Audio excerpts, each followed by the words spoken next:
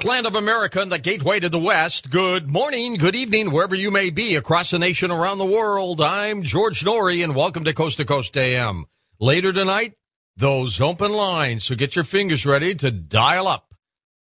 NOAA forecasters have upgraded the chance of an X-class solar flare now to 20%. The source would be AR 1339. Now, this is one of the biggest sunspots in many years. Oh, my. The active region rotated over the sun's eastern limb 2 days ago. It is now turning right toward us, and a sunspot has already been unleashed from an earlier sunspot flare, one X flare on November 3rd. Mitch Batros, EarthChangesMedia.com.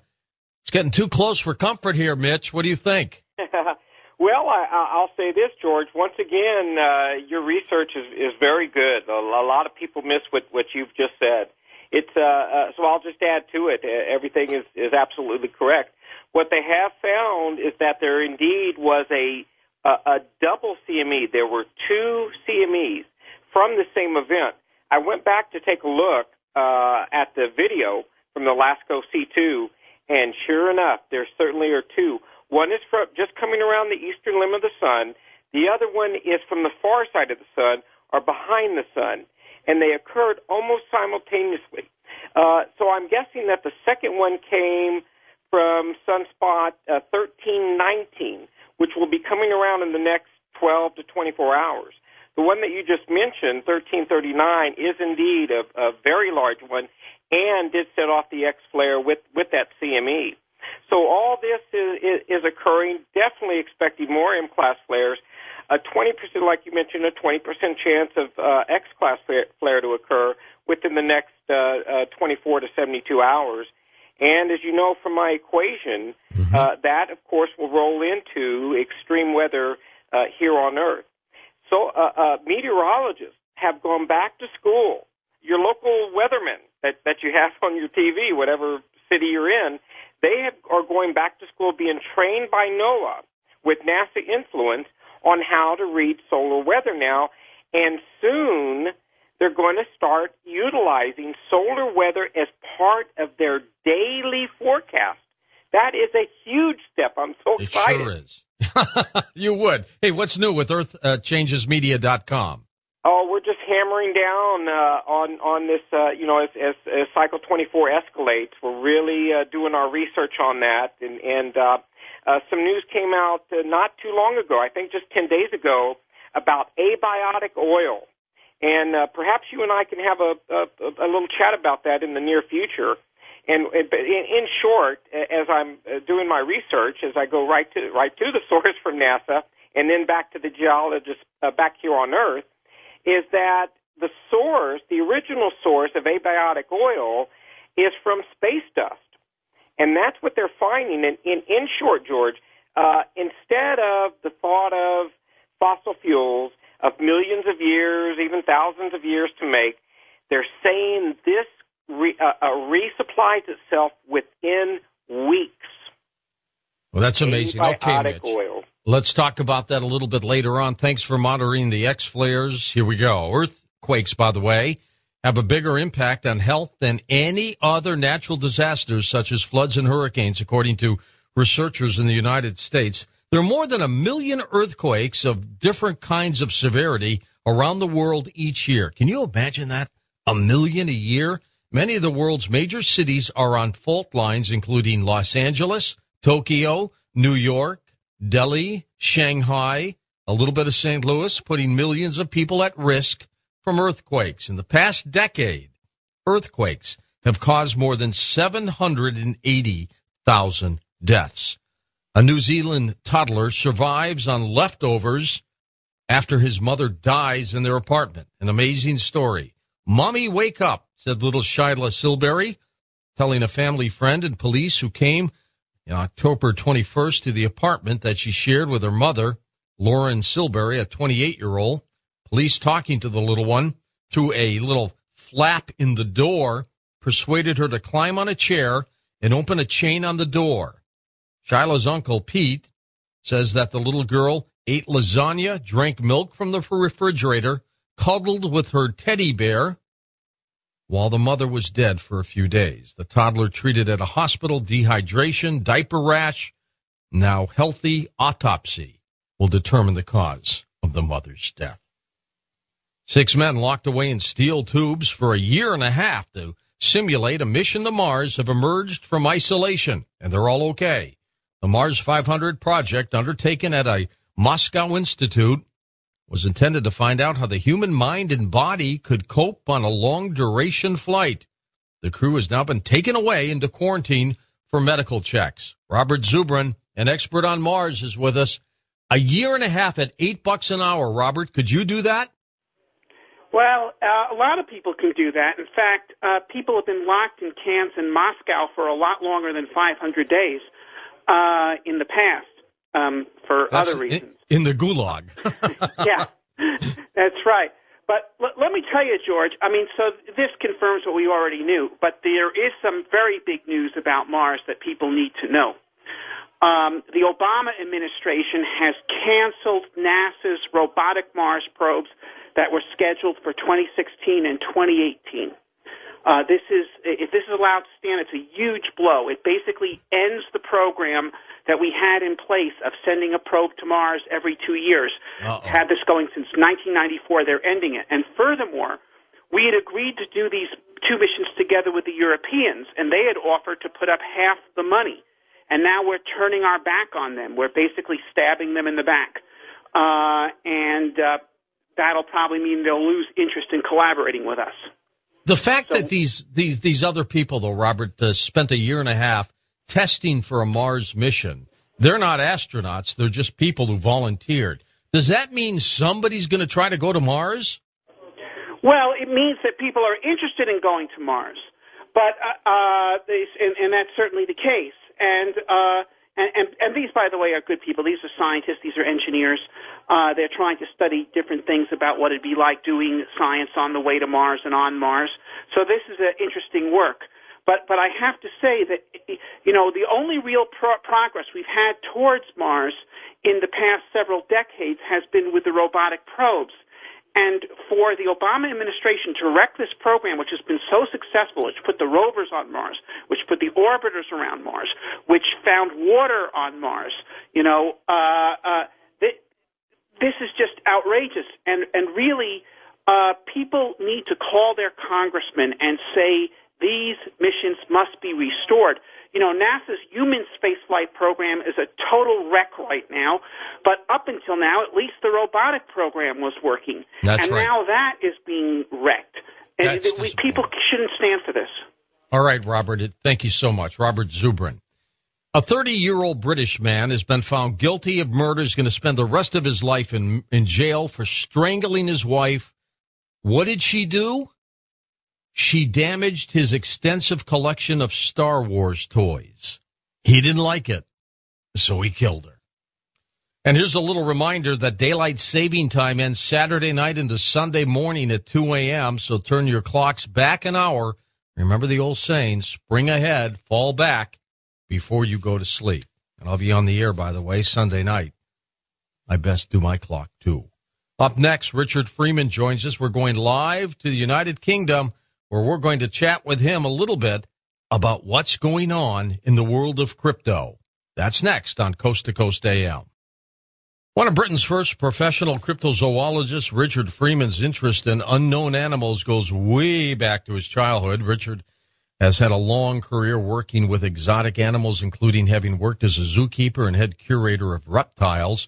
Richard has also worked in several pet shops and an animal sanctuary, and his work has taken him to the remote jungles, rivers, caves of northern Thailand in search of Naga, a giant crested serpent. And Richard, of course, our special guest tonight for a few hours on Coast to Coast. Hey, Richard, how are you? I'm fine, thanks. How's yourself? Good to have you with us. What was it like, by the way, working at a zoo? Did you ever get bitten by any of these creatures? Oh, I've been bitten by all sorts of things. Lungfish, various lizards, parrots, lemurs, a python, a venomous snake once, but that was in an exotic pet shop rather than a zoo. All sorts of things have taken bites at me. Luckily, never a crocodile. Is it fun doing what you do? Being a cryptozoologist, it's great. Yeah, it can be arduous. It can be dangerous. Sometimes you think, what the hell am I doing here, when you're soaking wet through, covered in leeches and mosquitoes, slogging your way through a jungle, surviving on a diet of nothing but boiled rice. You hanker for nicer climes, but it's about scientific endeavour rather than fun. But I wouldn't do anything else. Richard, what do you think of folks who are searching for Bigfoot, for example? Well, I think anybody who takes time out to look for these things and do it properly and consider that they might exist and put their own time into doing it, then they deserve credit and they deserve support. I think so too. Yeah, I have always had a fascination with animals and creatures, and just never had the time or the guts to do what you do. But it's an incredible profession for people who go ahead and do that. You've got a book out called The Great Yokai Encyclopedia, the A to Z of Japanese monsters. What is a yokai? Well, yokai is quite a broad term. In Japan, it covers ghosts and monsters in general, supernatural beings. So it can be anything from a 1,000-foot-long dragon to a dog with shape-shifting testicles, a cat that animates dead bodies, a ghost, and every kind of bizarre entity you can think of. Japan has just the strangest, the weirdest, the most mind-bendingly freaky folklore of any country on earth, and that's up against some stiff competition. But Japan is unbeatable for weird spooks and weird monsters. Why is that, Richard? Well, it's such a rich cultural tapestry. There's probably a number of reasons for it, but I think the main underlying reason is Japan's unique history. And before the modern Japanese arrived on the island, it was first populated by the Ainu around about 10,000 years ago, possibly even more, in the Jomon period, maybe as far back as 14,000 BC. And the Ainu probably came down from Siberia, and they have their own religion, and they venerate spirits or kami of earth, mountain, fire, and sea. And there's no organised pantheon, really, like you see in a lot of other religions. And they believed in the immortality of the spirit and the afterlife, so that there was no real prayers or libations to any sort of overarching god. It was a number of nature spirits. The modern Japanese arrived about 2,300 years ago, probably from Korea, and they brought with them their own religion, Shinto, which again is another animist religion with no central object of worship, and it concentrates mainly on getting along in this world rather than preparing for the next. And it also it lacks these definite prayers to definite entities like you see in other religions. Chinese emissaries wrote about Japan in the mid-3rd century when they were over there, and they spoke of a princess. They would have a village and a princess who was unseen by the people, and she would communicate with the gods and then give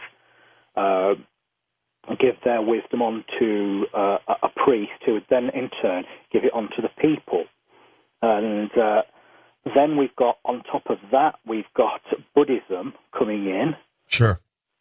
Which, again, is you could argue it's not really a religion. It's more of a philosophy than a religion. And it's about the negation of desire to thwart mortal suffering, as it were. Then you've got Taoism, which is a Chinese import, which is a religion that looks, what they say, the jewels of Taoism, which are things like moderation and humility and compassion. Then there's another religion that is peculiar to Japan called Shugendo, which is about the veneration of sacred mountains where kami or spirits live. And the priests are called Yamabushi, meaning to lie down in the mountains. They would go out into the mountains and, like hermits to learn wisdom and stuff. So you've got this melange of all these different religions. And you've got to remember that there was a lot of literacy very early in Japan, and they got the printing press and all of this. Mm-hmm. So what happens when you've got a religion and a new religion comes in, it will often either demonize the spirits or gods of the old religion, or it will incorporate them and absorb them into it and change them slightly. So with this great soup of different religions, I think this is where some of these strange entities come from. They may well be diminished or forgotten gods. So some of the bizarre aspects of them may have made sense once, but that they've been forgotten in history. Richard, are these creatures mythology or are they real? Some of them may be based on something real. Of course, things like the tanuki, the raccoon dog, is a real animal. It really exists in Japan and other countries in Asia as well. In Japanese mythology, they say they've got shape-shifting testicles which they can use as weapons. They have foxes, which are obviously they're real animals as well, but they can shape-shift as well and take on human form. Cats, the baker neko, which can animate dead bodies, based on real animals given strange powers. Another set of yokai seem to be humans twisted out of shape, like the Rakura Kubi, which is a woman whose neck grows enormously long and serpentine. Almost like a giraffe? Yeah, but more serpentine in shape, and crawls around at night with a sort of life of its own. Some of these, and there are many different types like this, of gross deformations of the human body, which may have been based on real-life deformations or diseases that were poorly understood. And then you've got things like the dragon, the most universal of all monsters, found everywhere in every culture. And we in the West associate the dragon with fire, but it's only really associated with fire in Europe, and the Middle East and Hawaii. Everywhere else, including Asia, it's mainly associated with water and rainfall. And sightings of dragon-like creatures in Asia, in both lakes and seas, continue right up to this day. So they may be based on some sort of large, elongate marine reptile that's completely unknown to science. And then we have perfectly ordinary animals like that are actually foreign to Japan, but travellers' tales brought them back to Japan, like the tapir, which in Japan is called the bakao, and it was so distorted in the retelling that it became this strange creature that wandered around at night, sucking up nightmares with its little trunk. So you've got all of this bizarre menagerie and a hell of a lot more besides. Do you remember after World War II, all these Japanese movies, Richard, came out with Gorgo and all these huge monsters? Yeah, was that all based on mythology, or was there something going on? Godzilla, or Gijora, as they call him in Japan, the most famous of all the Japanese monsters, and due for a remake, being directed by, believe it or not, a guy from my hometown, Nuneaton, of all places. Godzilla, as the most famous movie monster of all time, is obviously, to a certain extent, based on Japanese dragons, or tatsu. He lives in water. He is linked with this element of water. He can be destructive. Sometimes he can be benign sometimes. He's this enormous, powerful creature of almost godlike power that seems above and beyond the control of mankind. And dragons were very like that as well. They were supposed to cause earthquakes. They could cause floods and tsunamis. They controlled the rain. So I think the genre of giant city-destroying monsters, kaiju they're called in Japan, has its genesis with Japanese dragons and other giant monsters in Japan. They believe in giant catfish and giant eels.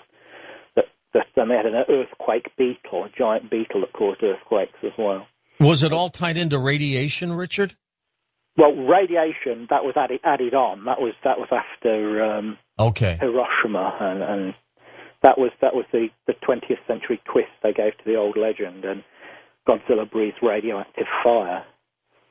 Kind of speeded things up. Richard, we're going to take this quick break. In just a moment, we will come back and talk more about your work, and I'll ask you some of the strangest creatures that you found in some of your research. Later on, we'll take some phone calls as well as we talk with Richard Freeman, a cryptozoologist. I'm George Norrie. We'll be back in a moment on Coast to Coast AM. We'll find out why the world quickly becoming members of the Coast Insiders Club for less than 25 cents a day. And you can, too. Simply go to coasttocoastam.com. Right there at the top of the homepage, click Coast Insider and join the club. Back with more with cryptozoologist Richard Freeman on Coast to Coast AM. And welcome back to Coast. I'm George Norrie, Richard Freeman with us. Richard, what is the strangest creature that you've researched? The strangest creature that I've personally researched, or the strangest creature in my great yokai encyclopedia? A little bit of both, maybe. Well, that's quite a good question. There are a couple of contenders for the strangest yokai. One of them is a creature called Mureu, which, according to folklore, is a giant, upright-walking, flesh-eating rabbit that digs up corpses and eats their livers. Oh, how big is this thing? It's about the size of a 5-year-old child, and you can kill it by pushing a stake made of oak wood through its throat. And it has a great fear of tigers, which are that are not native to Japan anyway. So that's a really mixed-up creature. Is it real, Richard? No, I don't believe something like that's real. Apparently, the stories of this creature came originally from northern China, so it may have been some sort of garbled Chinese whisper sort of thing of some kind of animal that digs up dead bodies and eats them, maybe jackals or wolves or something like that. How this got transmuted into a meat-eating rabbit is anybody's guess, but it's a wonderfully entertaining creature. And there's another one that's even weirder from the folklore of the Ainu, and it's called Atsuki Kakura. What's it called? It's called Atsuki Kakura, and it's a giant, whale-sized, flesh-eating sea cucumber that grows out of the discarded knickers of a girl. Oh, my God. That's thrown into the sea. Discarded knickers of a girl. Yeah. All right, of these, let me ask you, of these creatures, the A to Z's of the creatures in your book, how many are real? What's the percent of real versus myth? Oh, it's hard to say. The really bizarre ones, like there's a thing called Baker Kajura, which is a zombie whale. They have a zombie whale, only in Japan because they have a zombie whale. And they have vampire weasels as well. Some of them are clearly folkloric, but how they came to be, how the belief in them came about is anyone's guess. Some of these really weird ones. Some of the ones, like the Tengu, which are birdmen, seem to have something to do with the old animist gods of the Ainu. Other ones, like the Tatsu, the Japanese dragons, and things like Hybergon, which was an ape-like creature that was seen in Japan in the 70s and 80s, may have some basis on some real flesh and blood animal. What is the orang pendek? The orang pendek, now, its name in Malayan means the short man. It's an unidentified species of ape, around 4 to 5 feet tall, but very powerfully built, walks erect like a man, and inhabits the jungles of the Indonesian island of Sumatra. And of all the cryptid creatures, this is probably the closest to being discovered. Well, this and the Tasmanian wolf are probably the two closest to being discovered. It's on the very cusp of discovery, or it seems like it at the minute. Tell me more about some of your expeditions in search of these creatures. Well, I've been all over the world looking for strange creatures. I've been to Sumatra on the track of the orang pendek 4 times now. I have been to West Africa hunting a dragon-like creature said to live in the swamps called the Ninka Nanka. I've been on the track of a Mongolian death worm in the Gobi Desert, the Yeti in northern India, where it's known as the Mandai Burung, the Almasti, which is a much smaller, much more human-like creature from the Caucasus Mountains of Russia, the giant anaconda in South America, and that's just a few of them. But the one that keeps drawing me back again and again is the orang pendek, because we get so much good evidence for it. I've heard its cry, I've seen its footprints, I've seen its handprints. We've found hair, which is now under analysis, even as we speak. And when we were there in 2009, a colleague of mine, Dave Archer, and the local guide, Sahar Dimas, actually saw the creature in a tree, and it got down out of the tree and walked away like a man. Look, paint me a picture. What does it look like? It grows to about 5 feet tall, but it's immensely broad for its height.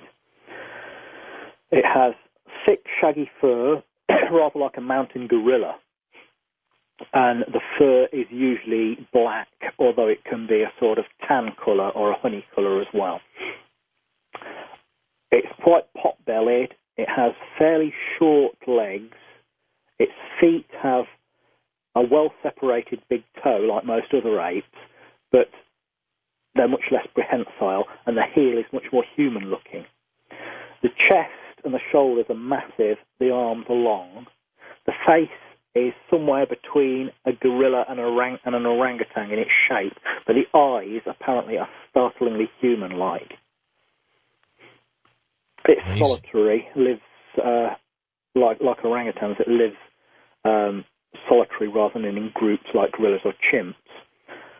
And it's found in the jungles of western Sumatra. Richard, mainly on the forest floor. Let me ask you about some creatures that are, people are searching for now, and I want to get your take on them. Yeah. Of course, Nessie. What do you think of the Loch Ness Monster? It depends on what you define as a monster. If you're talking about some sort of prehistoric reptile in Loch Ness, then it's more likely to be Elvis in a rubber suit. It's just a non-starter. It could be some large kind of fish. The thing that makes most sense, as far as I can see, is a mutant strain of the common eel. If you scale an eel up to about 25, 30 feet, you've got your Loch Ness Monster. Eels live in fresh water, the European eel, and then when they're ready to breed, they'll go to the Sargasso Sea, which is off the coast of Florida. They'll breed and they'll die. And the babies, which are called leptocephalus, follow scent trails back to the ancestral waters, and the cycle goes round again. But occasionally you get something called a eunuch eel, which is sterile. Nobody knows why they're sterile, but they don't sexually develop. They stay in fresh water, getting older and older and bigger and bigger. No one knows how old or how big they get. How about Bigfoot? Bigfoot, it's probably one in the same species as the larger kind of Yeti that is found in Tibet, Bhutan, and northern India. The description sounds very much the same. It may have crossed over the Bering Strait when there was a land bridge. I'm completely convinced of the existence of the Yeti. The creature in the Patterson film, having worked with apes myself, I think there is no way that's a guy in a monkey suit. It has the presence of an ape. It's something that's hard to describe unless you've worked with gorillas and things. Great apes have a certain presence about them, and this thing has the presence of an ape. What do you think of the chupacabra? The chupacabra is a sort of bogeyman. It's made up out of all sorts of different things. Any unexplained animal death will be blamed on the chupacabra.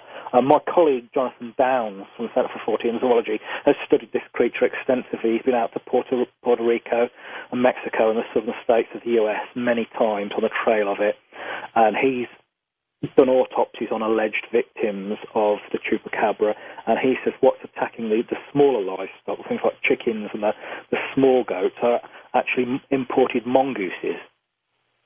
He says the things with the spines down its back that people see might be an undiscovered species of New World porcupine. Well, how about the thunderbirds, these large birds that people reportedly see? The thunderbird, that's a tough one. Yeah. Because think of just how popular a pastime bird watching is. Now, think of all the bird watchers in North America out with their binoculars all the time. Mm-hmm. If there was a population, and you need a population, you can't just have one immortal bird.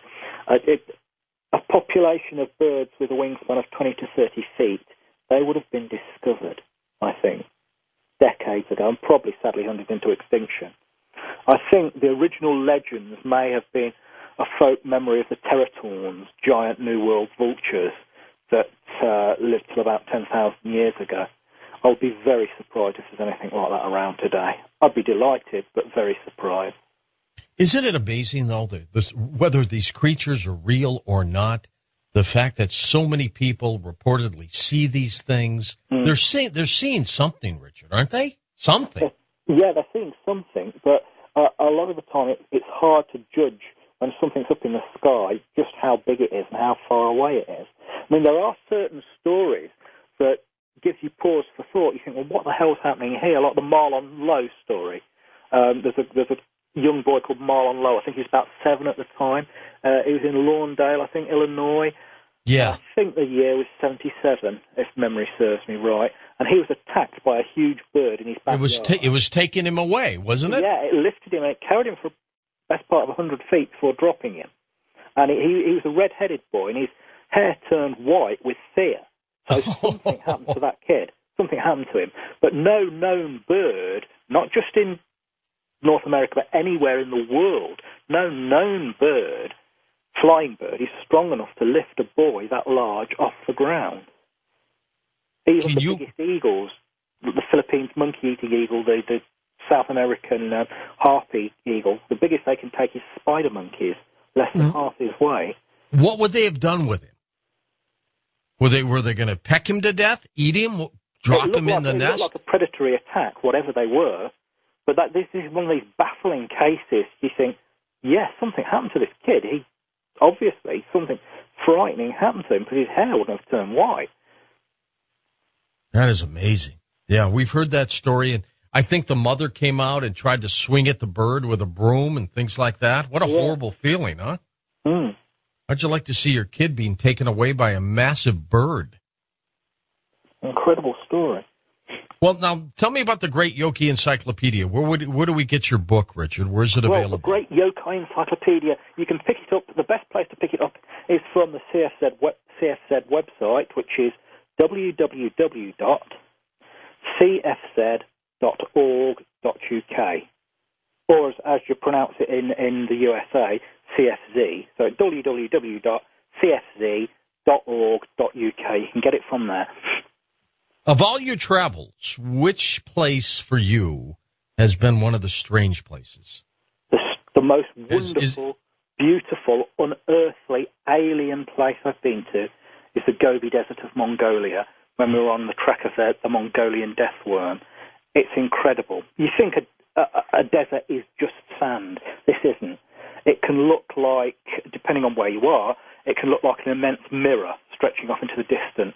It can look like a giant cat litter tray. It can look like the surface of Mars. It can look like Tolkien's Mordor with black twisted rocks. And you come across abandoned temples with the desert wind whistling through them, and you go to these ancient oases, and you're the first Westerner ever to go there. And we even drove along this gorge where there's a frozen river, and it because of the depth of the gorge, this section of the river, it remains frozen all year round, and the wind sculpts it into these strange ice caverns. It's unbelievable. Mongolia is so beautiful. What does the worm look like?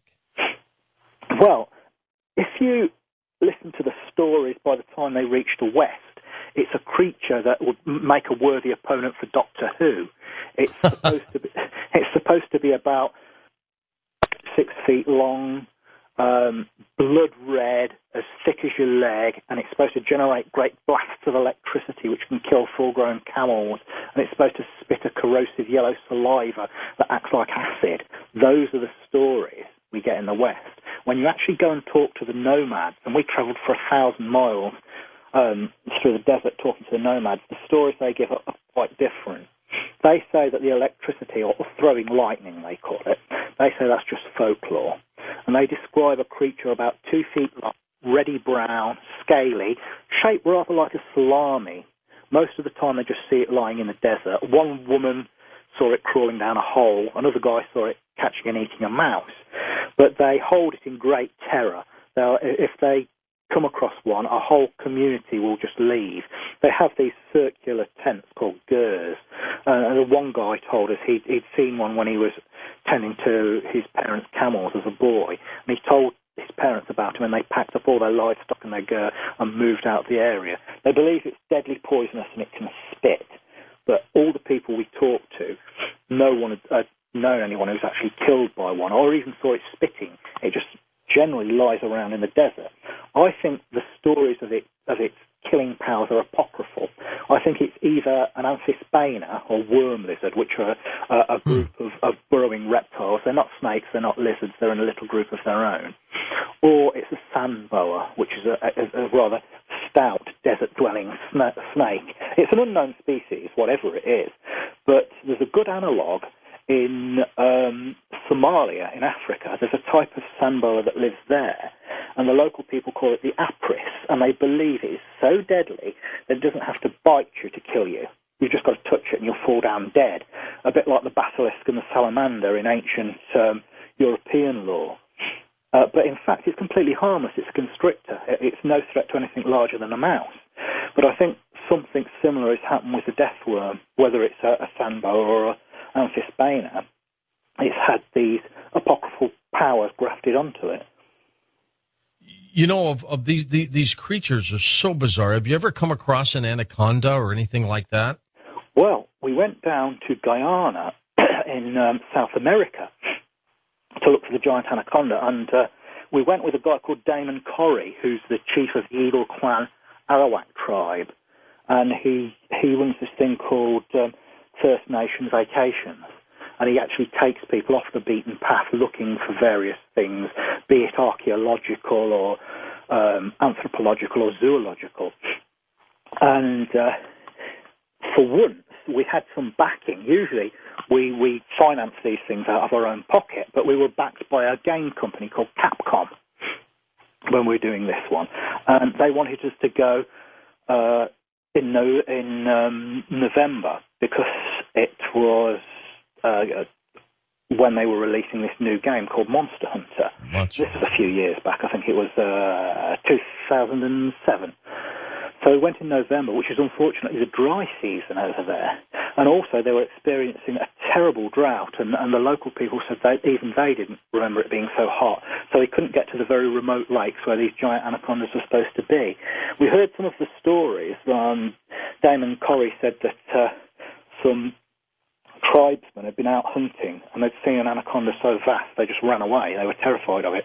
And I pointed to this fallen tree, and which was about 40 feet long, and they said it was longer than that. Wow, that's huge, isn't it? Yeah. There are stories of them over 60 feet long in the swamps.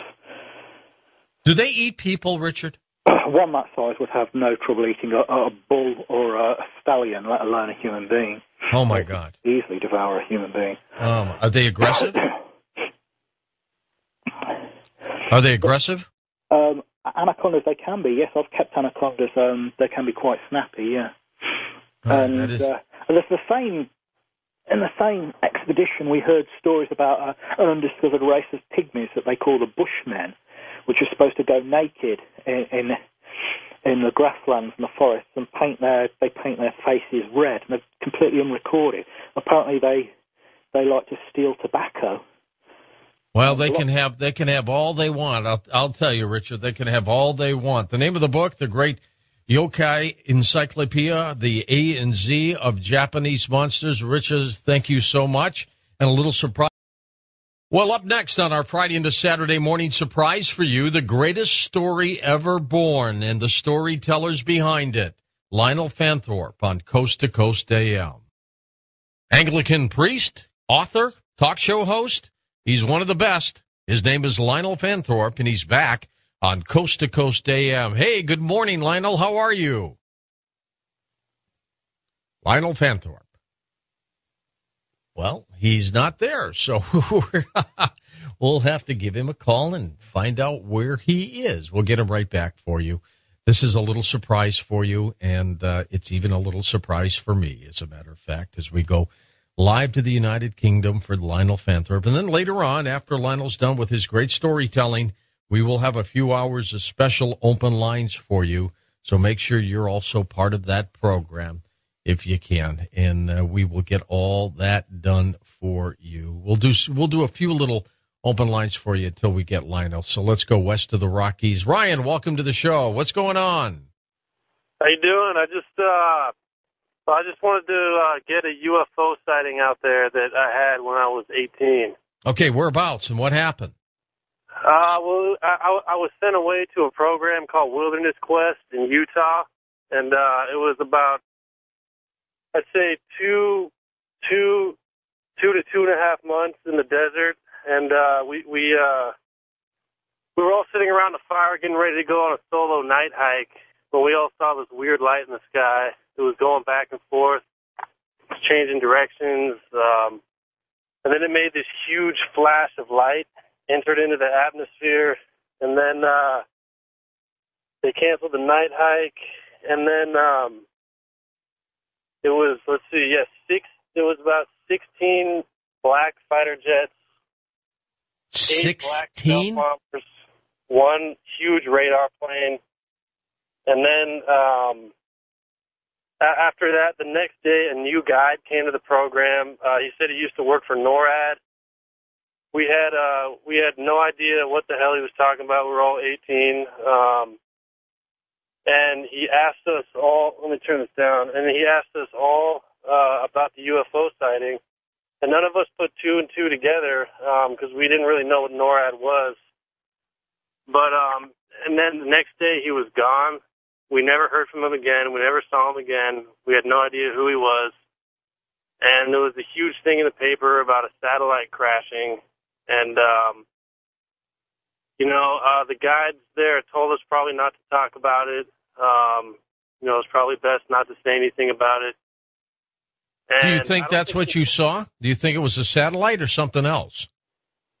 Well, it's hard to say. It was in Utah, and they circled around the area where we saw the flash of light for about 20 minutes. So we were able to count all the planes, and they were all black, which was the freaky part.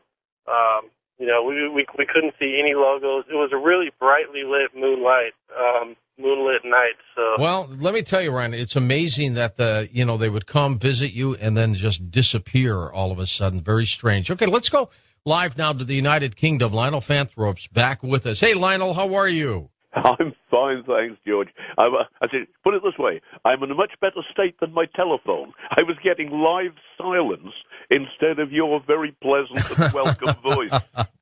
Well, Tom was telling me, he said, George, we've got a great surprise for everybody. It's Lionel. And so we went to you and you weren't there. That was my great surprise. Yeah. Anyhow, we're here now. The big guy must be on our side.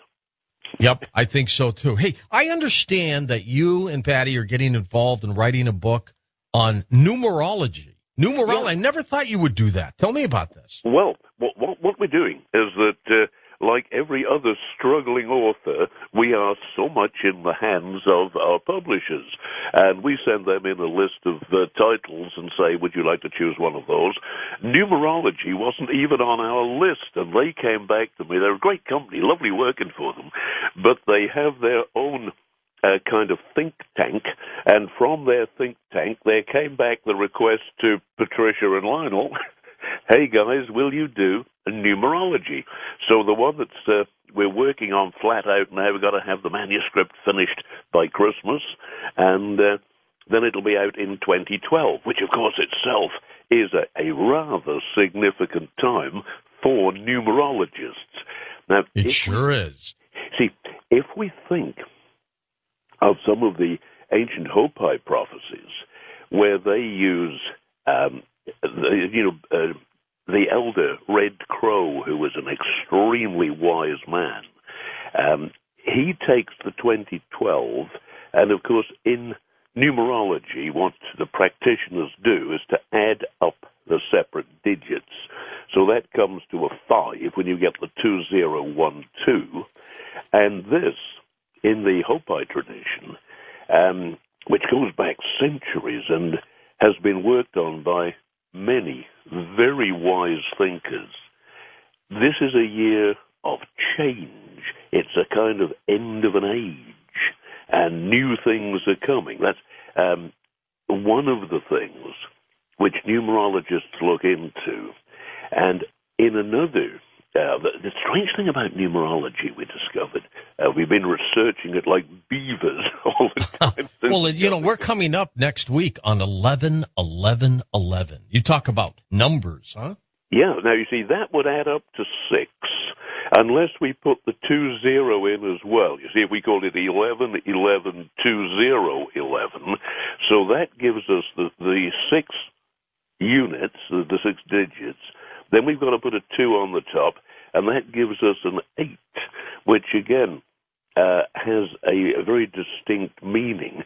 It's a power number, and it should be a particularly good day when everything goes right for you.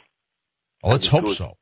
Well, when we think of what the original Armistice Day of the 11th hour of the 11th month of the 11th, of the year, you get the 11/11, when you have the end of the First World War on the treaty, yeah? Yep. In the end of the 1418 war. And when given an opportunity to say, as an Englishman whose father fought in that war, that we have always been great admirers of the USA, and it was when our American pals came to get us out of trouble that never been more grateful than we were then to see the American Army. Well, it was our pleasure, Lionel, believe me. Yeah, well, that's what real friends and allies do for each other. But so the 11/11 was a very auspicious day then, because it ended all the carnage, and the armistice came. And then, if that is an auspicious day, this is what the numerologists look at. They are telling us that numbers are not only used for scientific calculation, that they are not only objective measuring for area, for length, for volume, for weight, but in the numerologist's mind, a number has a power, almost a life form of its own. Now, if we just take one quick example from ancient Egypt, and to the ancient Egyptians, and we owe this to some writings that Plutarch did in his book Moralia.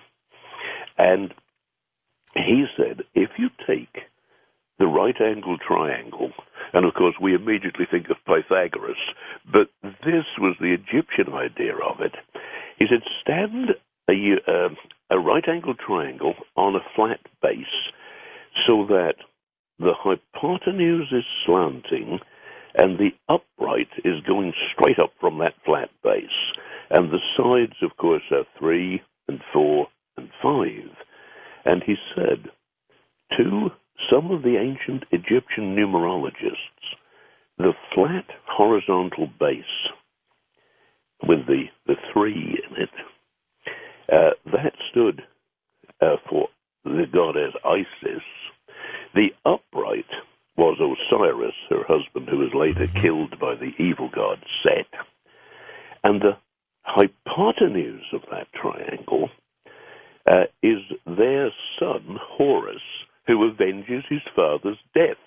So to the Egyptians, numbers and lines had gender. You have the goddess and the god and their son, who is the hypotenuse, who is, of course, bigger than both and more powerful than his parents. And I thought, for a piece of ancient Egyptian thinking, man, is that something? Why do these numbers work, Lionel?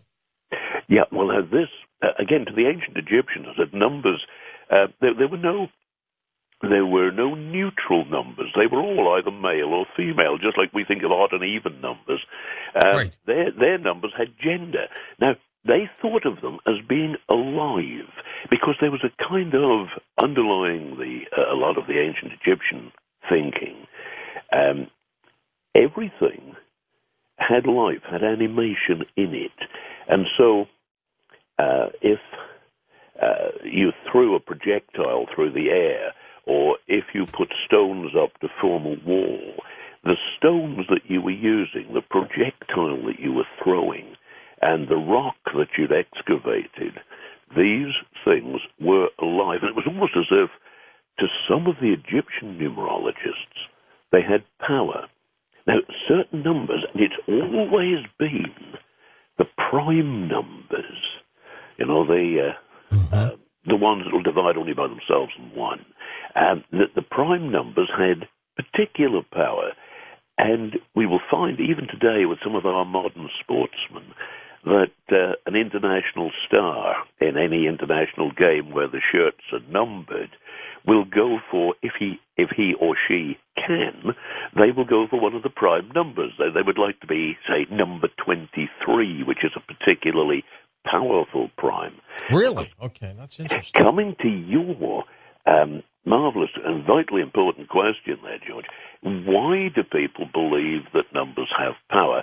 Well, I try and link that with the Egyptian idea that everything is alive. That it was, to the ancient Egyptians, things were animated. They had power and force. And they then took that beyond the concrete universe, beyond the waterfall, beyond the tree, beyond the great natural phenomena like fire, for example. Mm-hmm. And they would say that a number, although it was abstract, had a power, had life inside it, just in the same way that a rock or a river or a storm had life inside it. And from this, numerology, the chapter I'm working on at the moment is on the history of numerology, and that's gone right back to some of the ancient, most ancient ancestors, Cro-Magnon, among others, who have left behind them certain sticks and bones, usually a bone because that's preserved better, with little grooves and notches cut into it. And one of these, which goes back thousands of years, many thousands of years, looks as if a very ancient prehistoric numerologist was cutting little grooves in it to represent what we now call prime numbers. Interesting. So it gives you a bit of confidence in what our ancestors could do. We've got a numerologist, Glynis McCann. She's going to join us next Friday, Lionel. She swears by these numbers. Yeah, she picked out her husband by the numbers. Right. She advises people on when to or not to have an operation based on the numbers of the day. It's amazing. Yeah, it is. And you see, guys like us, George, who are, shall we say, impartial, objective investigators. My publisher comes along, he says, hey, Lionel, Pat, do us a book on numerology. So Lionel and Pat put hours and hours and hours into the research. And starting off from that open-minded position that you and I have to all these weird paranormal questions, we started finding there's rather more in numerology than we thought there might have been. And it is really exciting. And you say you've got a professional practicing numerologist coming on the show next week. Yes, absolutely. I will make a point of trying to listen. Super. So what's new with you and Patricia out there in the United Kingdom? Well, let's do as we're you and I are pals as well as professional colleagues. A little bit of family gossip. We're both absolutely fine. We just celebrated in September, celebrated our 54th wedding anniversary, and we had a great time. Went down to a little place called Torquay down on the south coast, and we'd been saving up those little coupon air miles that you get over here with your petrol. If you go to the same garage, you do them. And it gave us a fantastic weekend. We hadn't got the time to fly any distance, which is what you normally use them for. So we had one of their luxury hotel weekends. And it was absolutely superb. There was an outdoor chessboard where the piece is about half the height of the players, and we had fun with that. And then we had some fun with an outdoor tennis table. The weather was so good you could play table tennis outdoors. Then there was a swimming pool, so we had the fun, the fitness, and a terrific weekend to celebrate Patricia's birthday, which was round about the same time, and our 54 very, very happy years together. That's great. Our kids are fine. The grandchildren are fine. The car is running well. The motorbike is okay. The house is standing alongside its neighbors. What more could a man ask? What's the economy like out there, Lionel? Well, now that, of course, is not good. We seem to be entering a phase where we've had, just as you're suffering in the States, we've got far more unemployment than most of us can remember. That's right. It looks as if it's almost going to be a double-dip recession and take us back to the awful state we were in the 30s before the Second World War. So it's not a good time for a young man or woman to leave university with a good degree and look for a job and find there isn't one. And for the youngsters who leave at 16 instead of going on to university, it's even worse. We've got a phrase, I don't know if you use it in the USA, but there's a category which the government refer to as NEET, but spelt with two E's, NEET, and it stands for not in employment, education, or training. And this group, sadly, is going up. It's the young people who've left school and have not been able to get a job, not been able to continue their education, not been able to get an apprenticeship and get some training done. And that group, well, everybody is extremely sorry for them, and those of us who run small businesses like ours, if there's anything we can do to help, we will, but we haven't got any vacancies for another assistant. And it's, so in terms of the economy, we're holding tight. We are not lashing out with any spending, and we're earning every penny we can. Now, there's a nice little thing that hit me the other day. I got a call from a guy very much like your friend and colleague, Tom, who sort of is responsible for programming, from the BBC, and asked me if I'd go up to London and present a new series for them on their radio. So I with alacrity raced up to the big studio in London and did a whole week on that show. Super. Lionel, hold on for a second. We'll come back. We'll talk more. And I also want you to talk about the legend of Spring Heel Jack. We'll be back. We'll have open lines for you next hour, but when we come back, more incredible storytelling with the greatest storyteller ever born, Lionel Fanthorpe on Coast to Coast AM. Lionel, like, for those who are brand new, for those who love the story, tell us the story of Spring Heel Jack. I would love to. And, of course, it ties in so well with what you were saying just a few minutes ago about the possibility of extraterrestrials. Yes. Could Jack have been one of those? But let's see what happened.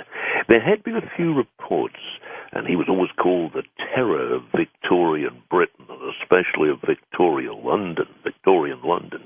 There had been one or two reports as early as 1817 that a mysterious jumping man had disturbed and frightened people in the London area.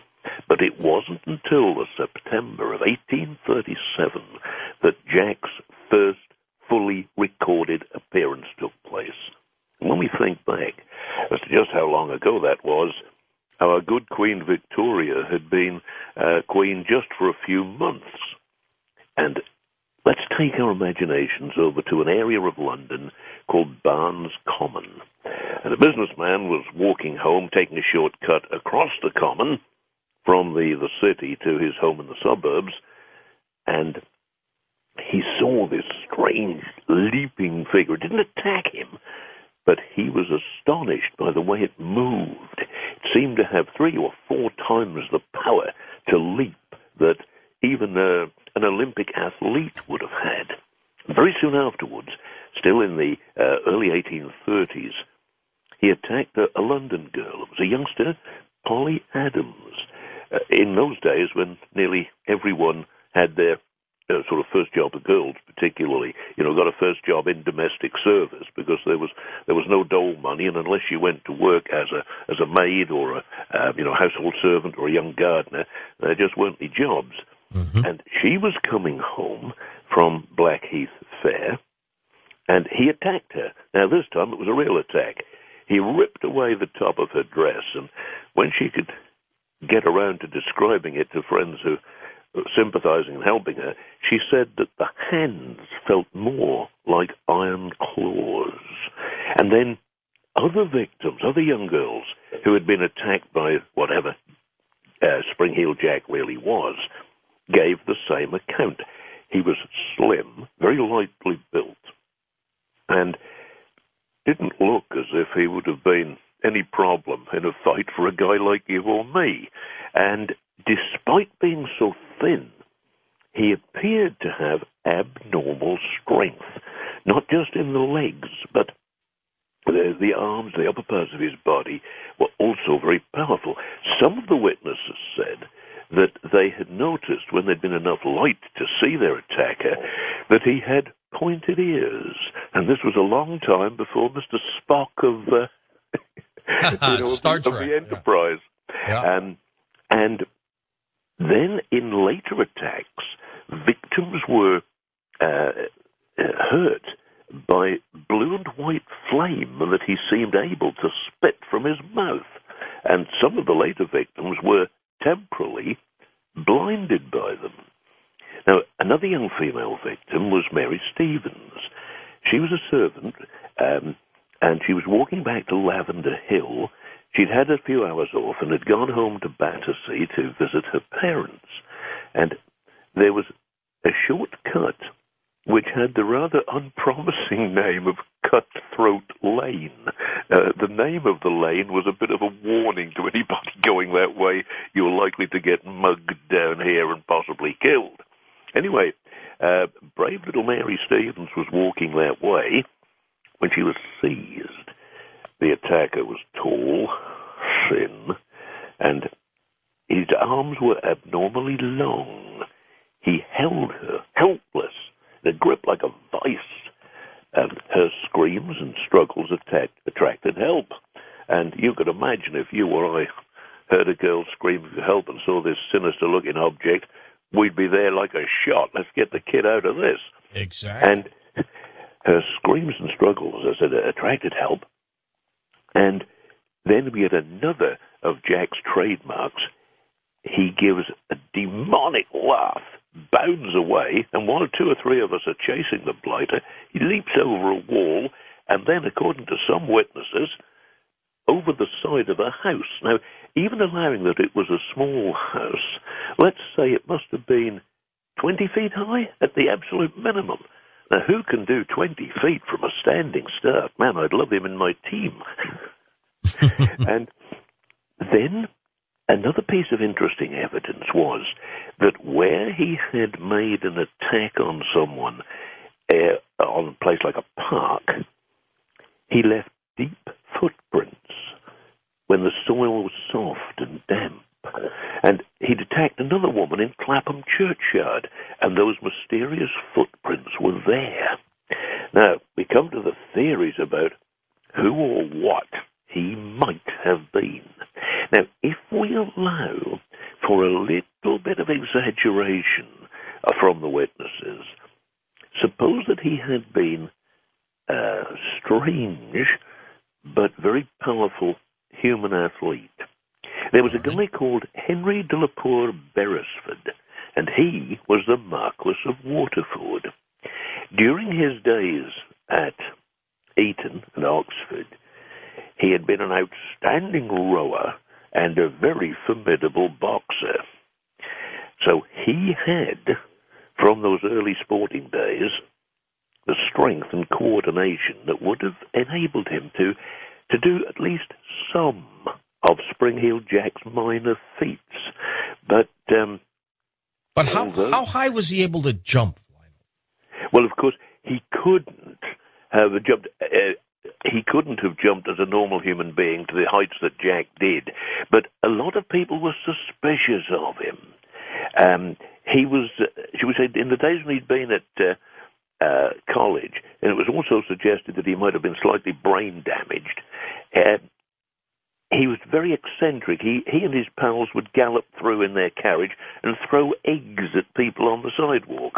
And in 1837, he went out with the pots of red paint because he was taking literally the expression, let's paint the town red.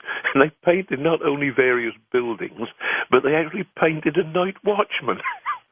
Who eventually recovered. But that was the kind of crazy thing that Beresford did. Now, on one occasion, one of the victims, claimed that underneath Jack's cloak, they had seen a sort of top garment with the letter W, a tunic with a W on it. Did that W stand for Waterford? But he died in 1859 following a riding accident, and Spring-Heel Jack was still creating havoc as late as 1904. So that's nearly a half a century after Waterford was dead. And then we look at some of the other crazy theories, because he's really genuinely unexplained. Somebody thought he was a mentally ill circus acrobat, but even then he couldn't have jumped over a house. Some said that he was a fire eater from a sideshow. One of the theories that I always chuckle at is that somebody had trained a kangaroo, dressed it up. Huh. And but to speculative thinkers, that's a push, though, isn't it? Yeah, this is. But these were all the theories. You know, when you get a mystery, somebody will come up with a theory, and there's always more theories than mysteries. And the thing that goes through my mind is that Jack could have been an extraterrestrial. If you remember some of those science fiction stories that we all enjoyed about an Earthman going off to a planet with a lesser gravity, all those Martian stories of Thuvia, Maid of Mars, and Warlord of Mars, by the same guy who wrote the Tarzan books, Edgar Rice Burroughs. And because the Earthman came from a high-gravity planet relative to the Mars where he was having the adventures, he was pretty well twice as strong as the Martians. Now, if we could imagine that Spring-Heel Jack was an extraterrestrial humanoid alien who had come from a distant galaxy, had come from a planet where the gravity was 4 times that of Earth, then whereas man in the street could probably jump 3 or 4 feet from a standing start, Jack could jump 20. But it's an amazing story. It's a great story. I think that, you know, for a piece of research, I've featured him in various short articles. And, you know, I know that our listeners here on Coast to Coast always enjoy the story of Spring-Heel Jack. But if we put into place a really serious government inquiry, or shall we say, if we could persuade one of the universities to offer either a PhD or a bursary for anybody who can solve the mystery of Spring-Heel Jack, I think I might take a few months off and go and see what I could find. Absolutely.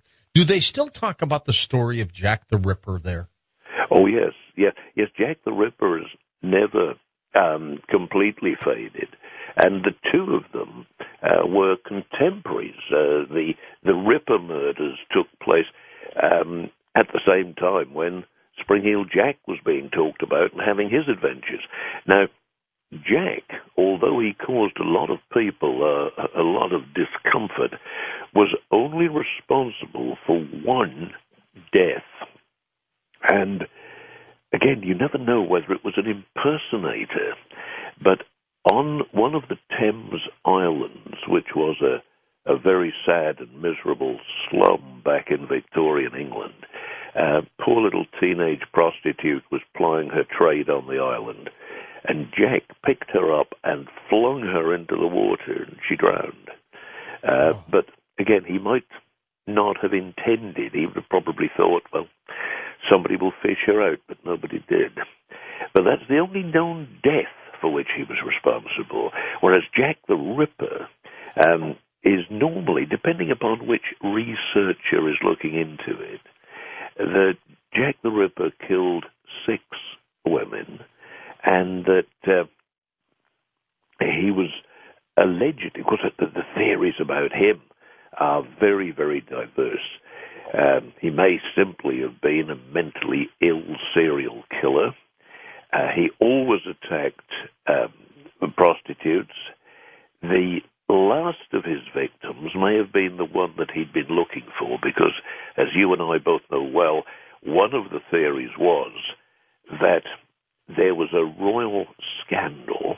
Right. Dr. Gull, who was totally loyal to the royal family, so the story goes, had gone out and killed the people who might have known about the scandal. One of the young princes had allegedly secretly married a Catholic girl, and it all got involved with Sickert, the painter, who was allegedly into the mystery as well.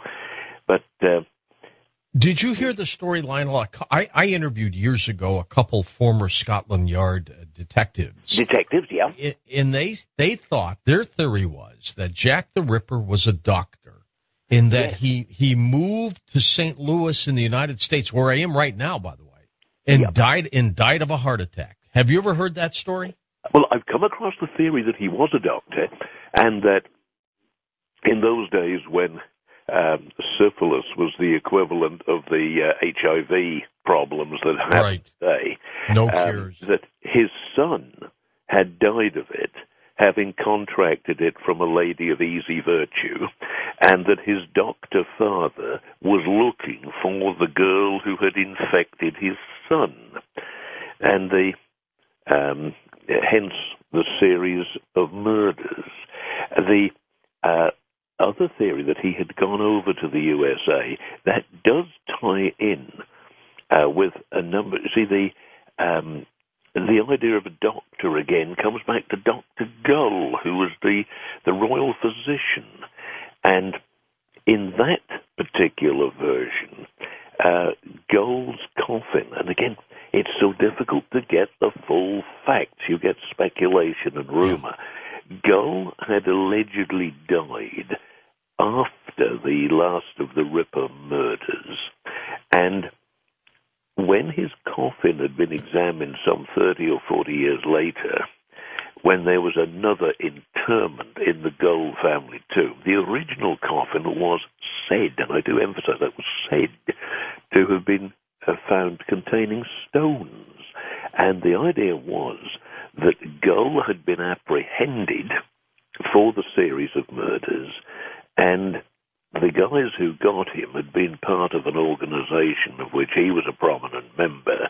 They'd protected him by putting him into a private asylum and burying a coffin load of stones. Well, whether he was incarcerated or whether he was dead and buried, the Ripper murders stopped at the same time as Gull. So it does raise so many questions. And the other theory that he went over to the States, there's a lot of evidence. Should we say there is sufficient evidence behind many of the theories to leave us with this big question mark. And as you say, when you interviewed the two detectives, the homicide detectives, you would have got as close to the truth from them as anybody was ever able to get.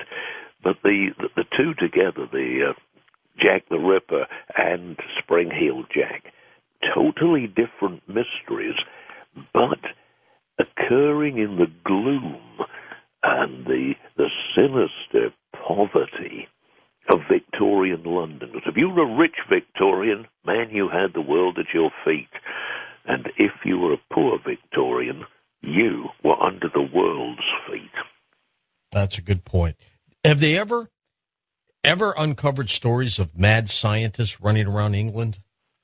Well, we do from time to time come across some really crazy stories of eccentric scientists, and most of them seem to have been involved in the old alchemical search for gold. And once our more or less contemporary nuclear theories began to be formed in the minds of the scientists, that, just by altering the atomic structure of something, if only you knew how to do it, then you could change almost any chemical element into any other chemical element. And a base metal could, if you had the right sort of nuclear equipment to bombard it, although it would have been far more expensive than finding an honest gold mine and digging some up. But it did become, in that sense, theoretically possible. Now, before our modern science taught us that an element can be changed if you interfere with the nucleus of its atom. So the wild scientists, the crazy scientists, were the guys who believed that perhaps some of the ancient alchemists were on the track of things, and that it could perhaps be done. I was just trying to think of someone who might have had that particular power or thought that he had. And you've got various characters who claimed that they could do things of that kind and who became isolated eccentrics. There was one that we had down in the Quantock Hills who lived a very strange life and really claimed that he could do mysterious things with gold, that he could, that he gave out the idea that he'd got this old alchemical secret.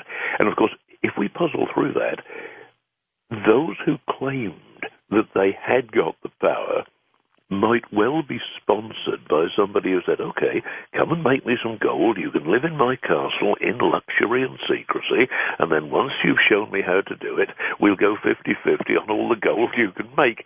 So it could well have been a con artist's method of working your way into the wealthy and luxurious household of a gullible protector.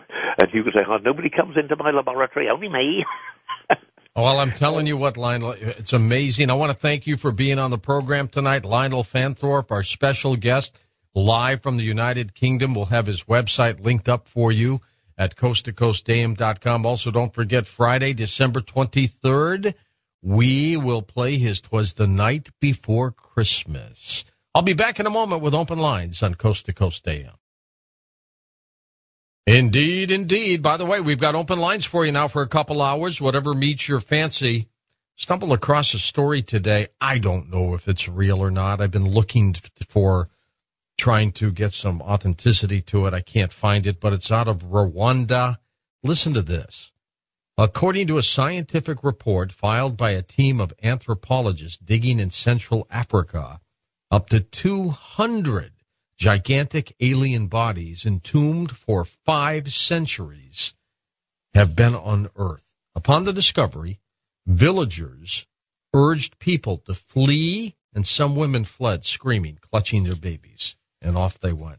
And then they have some pictures of what some of these aliens look like. It's weird, let me tell you. Weird stuff indeed. Anyway, I'll be back in a moment. Let's have open lines on Coast to Coast AM.